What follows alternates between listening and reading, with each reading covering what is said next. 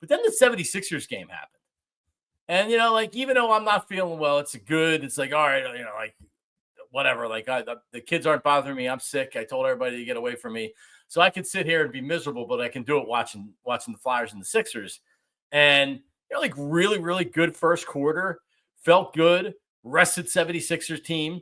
The Heat looked like they had just come off a long road trip. I think they had a 7-game road trip, and then they were in the second night of a back-to-back.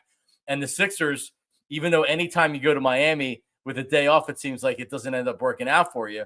They were rested. I thought after the first, it's like, no, like, all right, let's get off of this schneid. Let's 2-10. Now it's time to start winning some games here. The Heat aren't very good this year. Let's go.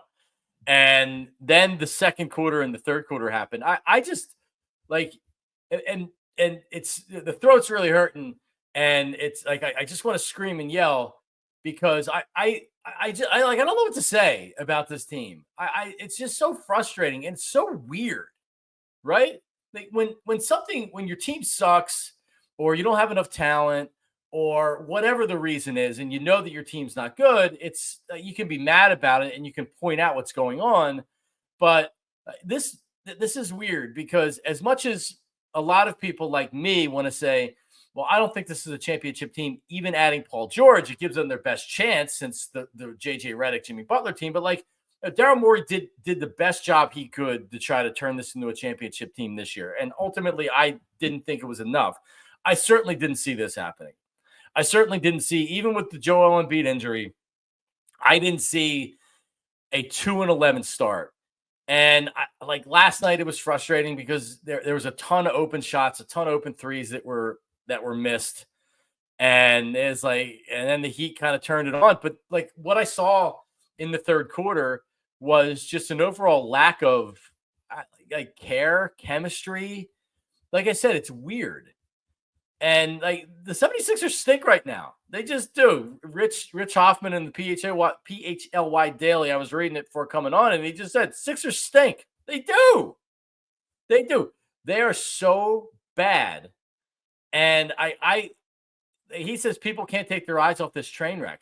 I don't know. I mean, people are tuning into our PHLY 76ers show because these guys are the best in the business. Devon, Kyle, Derek, I'm telling you, it is unbelievable the coverage that you get with this team. It'd be nice if it was some positive coverage, man. I mean, they're friggin' 2-11. What is going on? So 2-11. Not only are they losing games, and it's one thing to lose games, and it's like, oh, well, they're losing close games, or they're getting beat and getting beat on a regular basis. All right, it is tough. It's tough to watch. And they're going to have another one against Memphis tomorrow night. Memphis is a team that's over 500. They're on the road. Now they're playing a back-to-back. They have who they have tonight? Memphis is at home tonight, but then they have another game tomorrow night. So they're going to be coming off a back-to-back. But does it really matter with this team? Right? Like, Embiid has looked terrible. Injuries aside and everything else, Embiid looks totally gassed in the second half. There was a team meeting last night. There was an hour, I think, after the game was over where he came out and addressed the media. And he said, I'm not telling you the details, there was a team meeting. Paul George wouldn't talk to the media after the game, right? Like, what the hell is going on? If you need a team meeting 13 games into a season, oh boy, you're in trouble. Ron Jaworski once told me that by the time you need a team meeting, stuff's already really bad. You don't have a team meeting just to make sure that, like, all right, let's make sure that we nip this in the bud and it doesn't go any further. No. After last night's game, a team like I don't know where the team goes from here. And they're digging themselves a hole. And when Maxey gets back and with Paul George and Joel Embiid, now you got McCain, right? Like, for all the 76ers fans that don't want to hear the criticism and don't want to hear the negativity, don't start with a 2-11 record. Like, what do you want us to do? These games suck, and the team sucks. The coach kind of doesn't even know what to do. Embiid looks bad out there. Embiid is. I was looking at this earlier. Like, he's barely scoring, right? And so in 2023, so he missed 9 games, and then the other 3 that he's played, It's like he might as well have missed more games because he's been bad. And this team always takes its cues, always takes everything from Joel Embiid.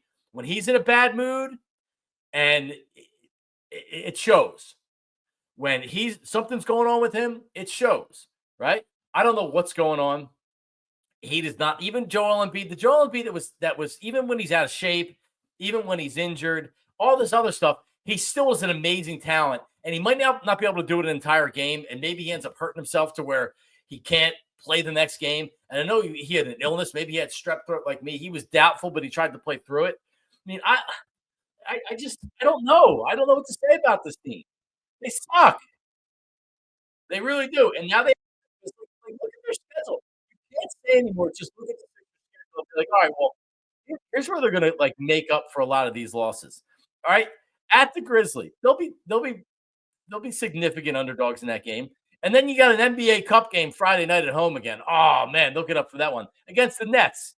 All right, yeah, they should win that game, but they're losing games that they should win. Home against the Clippers, home against the Rockets, at the Pistons, who they've already lost to, at the Hornets. Very winnable games coming up in the schedule, but not the way that they're playing. At what point does it start to click in? Paul George couldn't hit a shot last night, and Embiid sucks. Oh my God. I can't literally. I can't believe that they're continuing to play like this. I can't believe that the effort last night.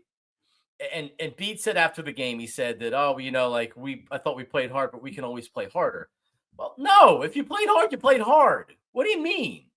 Like, yeah, of course you can always play harder. You can give 110%. No, you can't. You can give 100%, and either you're giving 100% or you're not.